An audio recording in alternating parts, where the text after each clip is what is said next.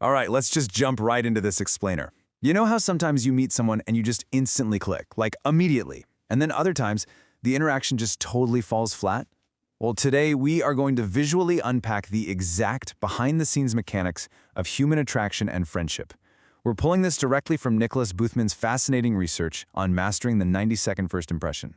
So the absolutely crucial thing to remember here is this number, 90. You have exactly 90 seconds, literally just a minute and a half, to capture someone's interest before their brain subconsciously decides they want to get away from you. The clock starts ticking the very second you step into their line of sight, and man, that window closes way faster than you might think. Okay, here is our game plan for today. We're going to cover 1. The 90-second window, 2. Before you speak, 3. The perfect introduction, 4. The art of mirroring, and finally, 5. Why connection matters.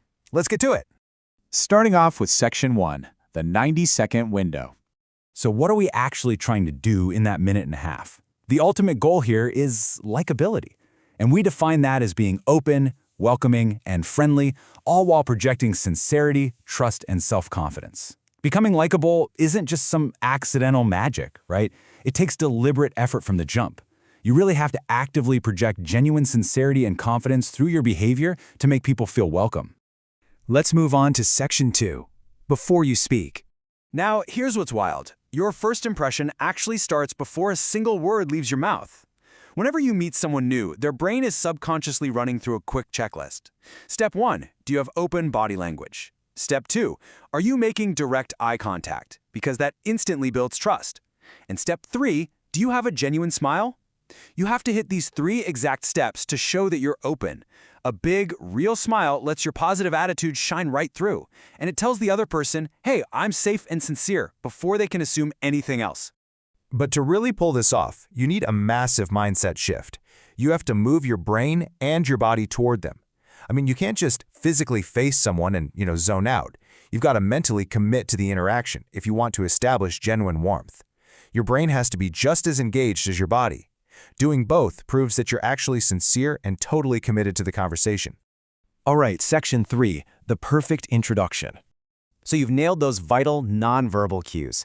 Let's talk about the exact mechanics of what happens when you finally say hello. Imagine a standard greeting. Let's call it side A. You say, hello, I am Sahil, in a nice pleasant tone. That is a great start because giving your name first kind of naturally prompts the other person to share theirs. But side B? That's the optimized move.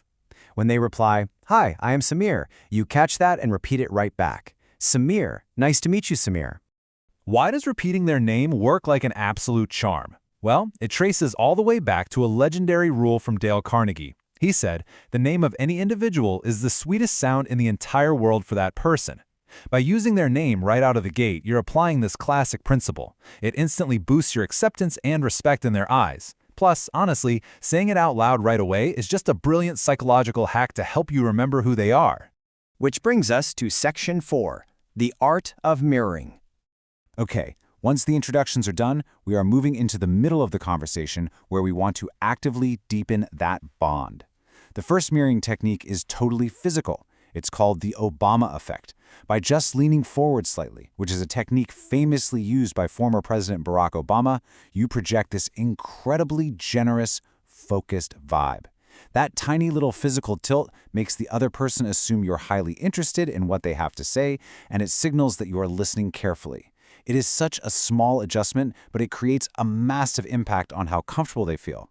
Next up is vocal rapport. This is all about syncing your voice to their vibe. If they're speaking slowly, don't rush. Slow down your own pace. If they're calm and relaxed, dial it back to a relaxed tone and volume. But if they're loud and excited, match that energy.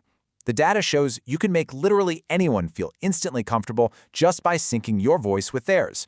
Why? Because as humans, we fundamentally prefer the company of people who think and act like we do.